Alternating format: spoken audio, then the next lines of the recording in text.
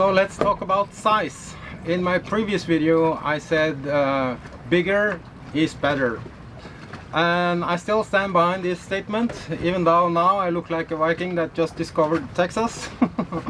But let me explain. I stand behind my statement, but of course you cannot take it out of context. A mega yacht is not suitable for me as a solo sailor. Everyone should understand this.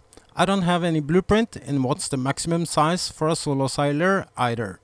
I have met sailors with much bigger yacht than mine. However, something to remember is the running cost. Remember how my approach to this was. And of course the obvious, I started with a budget and I had this much of money. I took one part, put in the money in the boat, and another part put at the side. Most people understand the running cost goes up with the size of a yacht, and it does. But my experience is most likely more crazy than you would ever imagine if you never owned a yacht. And again, you don't need to agree with me, I'm just sharing my experience. I believe it's for a reason the mass volume today is around 40 plus feet. Even though there is more and more bigger yachts, and mine compared to a lot of cruisers is not even big. What I have noticed is the majority is still 40 something.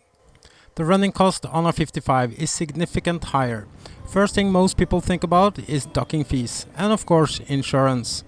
However, it's easy to forget not only does the sails grow, but so does the ropes and all the hardware. And all this adds up, and I even sometimes been questioning my own decisions and asked myself if I could been better off with a 45. However, when I'm out sailing, I love the feeling of heavier and longer yacht flying away super comfortable. I always have a big smile on my face and all the hard work and running cost feels worth it again. I did not talk so much about Be Free in my previous episode, as I tried to be as objective as possible and show you the process how I was finding my yacht. Of course, I was only scratching the surface, as it's limited how much you can squeeze into such a short video. So a few other things I didn't talk too much about last video was like my cockpit arch. I have solar panels above here, but I don't have any dinghy. And that was one of the key points for me, wanting a dinghy garage. I'm gonna explain more later out in this video. And as you can see, I don't have any wind rudder either. I'm gonna explain more of that as well. Remember, this is my arguments for me. However, a bigger yacht is not only safer, but as I pointed out earlier, sails faster with a higher comfort.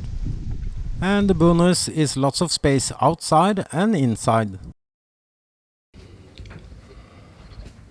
I made this walk through before, but one of the things that's really nice with the owner's version, I have a walk-in wardrobe here.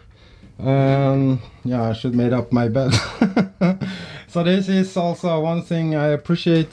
Very spacious, nice bathroom. Oh, and a full-size walk-in shower room. So yeah, it's lots of things you take for granted living as a landlubber. I wanted my floating home to give me some of these things, often considered as luxury on a yacht. But you would not even think about this at your home. So no worries, I'm not gonna make a walk through the boat today. I just want to point out a few things that I really enjoy. The fact that I was looking for a bigger, more spacious boat and a modern yacht, because as you can see here, this modern design makes it very voluminous. You have a great settee area, a really nice galley, and also kind of old-fashioned thinking, but in a new wrapping, if you know what I mean. I'm not gonna bore you with all these details, but what I'm saying, I'm actually supporting some of the old-school thinking in terms of place to grab and safe place to cook. If you still don't understand why bigger is better, ask a girl. That was a joke. Sorry, I have to find someone else to write my jokes. I gotta work on this. There is no black and white answer to this, and please remember, you could be perfectly happy out sailing with a smaller yacht. This was only from my perspective. So one of the key things with my cockpit arch, I want it strong so I could actually trust it in really heavy water. It's made of 48mm tubes, so it's pretty heavy duty. So why was I looking for a dinghy garage and not just do like everyone else? I don't want to have a dinghy hanging here because first of all I think it's in the way. Secondly, I think it's actually in terms of weight, on a sailboat you would like to have the weight as low as possible. And also in heavy weather sailing, I'm not sure if it's such a good idea to have a dinghy hanging there. At least it should be proper secured. And if you're an old school racing sailor, you know all this stuff. Normally you would like to move the weight of your boat to the center and even a little forward, at least in downwind sailing, to get the lift and start surfing. So that's, but it is, you don't think about these things when you're on long distance run. It's more about you need somewhere to place your solar panels and your antennas and all the gears. But for me it was important. I kind of like to think about the aesthetics. I think this is already too high and too big, but then again I have the bonus, I love it, and that's fittings for my hammock. Sundowner from the hammock, it can't be better than this. Peace out. In my previous video I told you that I was really eager to get a twin rudder configuration. That was very important to me, and of course I have some experience sailing with twin rudders from before, so I knew what I was chasing.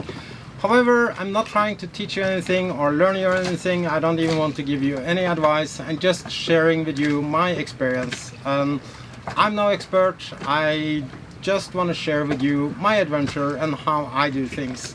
So there is actually some disadvantages with a twin rudder that might not be as obvious as you should think. So I just made some funny illustrations again, and I'm gonna try to explain to you what I think is one of the biggest disadvantages with a twin rudder. Moving out from the pier is dirt easy with a single rudder, as you have the benefit of propel wash on your rudder and can use this to get out even if it's windy. However, with a twin rudder you don't have the same effect as single rudder, as you don't get any propel wash on your rudders, so you would need to think a bit different. Kind of same rules when docking single or twin rudder. That's why you will never see me like this, and definitely not if there is any wind. Going backwards you need momentum to be maneuverable, and this is pretty much how it is for a twin rudder going forward. You need speed through the water. I've seen too many sailors put too much faith in their bow thruster. I always planning as if I did not have one. I know this is a very defensive way of thinking, but I prefer to have the margins on my side. Of course you have double up with maintenance just as on a catamaran. I still believe all the positive sides of twin rudder stand stronger than the downsides. I also consider it to be not fully redundancy, but at least you might have a chance that not both rudders were destroyed if you should hit something.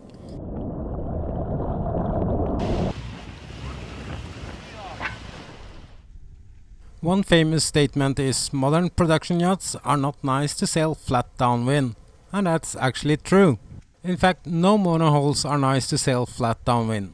This is where multi-hull are superior to monohulls. However, modern monohulls are much more stable downwind than old school design. Obviously, you have spreaders going backwards, so you cannot sheet out your mainsail as much as old school. But here is my way of looking at it. If it's enough wind, I can fly downwind with either two sails, a spinnaker, or do what modern race boats do. And that's jibing my way either with the normal sails up or start playing around with my gennaker, etc. I actually often enjoy more to have a tiny angle with wind. Not only do I sail much faster, but also much more comfortable. So now and then I get some really strong messages from followers on Instagram, and I cannot understand how I can be sailing without a wind rudder. And that's totally okay, I respect that. We have all different opinions. For me, I don't feel wind rudder is the right thing. You might be surprised, but that's from my point of view. Obviously a wind rudder is a great thing to have on a smaller yacht when you have not the same power in the sails. You don't sail as fast. When sailing non-stop against the wind and weather from Panama to Martinique, it was almost without the use of autopilot. If you have a well-balanced yacht, you can easily trim your course with the sails only. In light wind, you can do this, and it works almost like sailing with a wind rudder. It's actually only downwind this doesn't work so well. But as you can see, my wheels are not moving a millimeter. And if the autopilot was engaged, it would be moving, not much, but some adjustments. I always try to have a nice balance before engaging the autopilot. And if your boat is well trimmed, your autopilot will not only have less wear and tear, but give you higher comfort in terms of not chasing so much from side to side. I'm planning on making a sail trim video in the future, so I'm only showing you very briefly how it works in theory. The principles are pretty close to how you maneuver an old school windsurfer.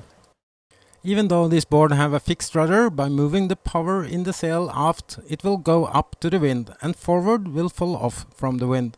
I know this explanation was the fast line, and it's much more. I just want to show you what I focus on. If my rudder are not in the center, my yacht is not well balanced. And I will have to adjust my sails to achieve the balance I prefer before engaging my autopilot if I'm gonna sleep.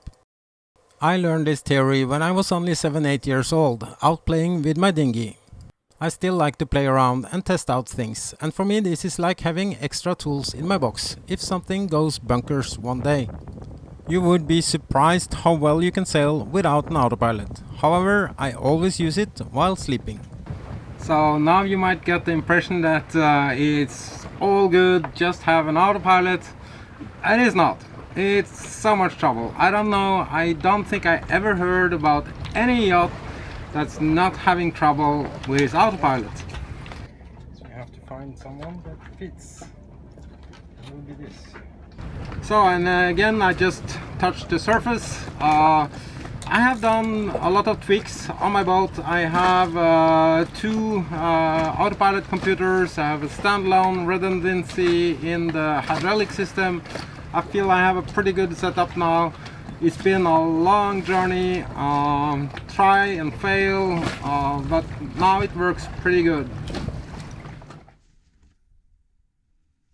As a final of why I'm sailing what I'm sailing, my interest in sail trim and performance combined with comfort was key, even though end of the day it was dictated by my budget. And sometimes the maintenance and running costs gets even higher on an older yacht, and lots of the same things as if you have a new one. So for me, another statement was just as important: newer is better, and that's why I ended up sailing a Bavaria that was within my budget. Yeah, sorry about it's a little bit dark, it's gray weather. I just had to record this, otherwise I would never be done with this video. But if you watched all the way to here, it means that I managed to entertain you somehow, and I'm really thankful, and thank you for watching. And just have to say, take care, stay safe, stay healthy, all the best.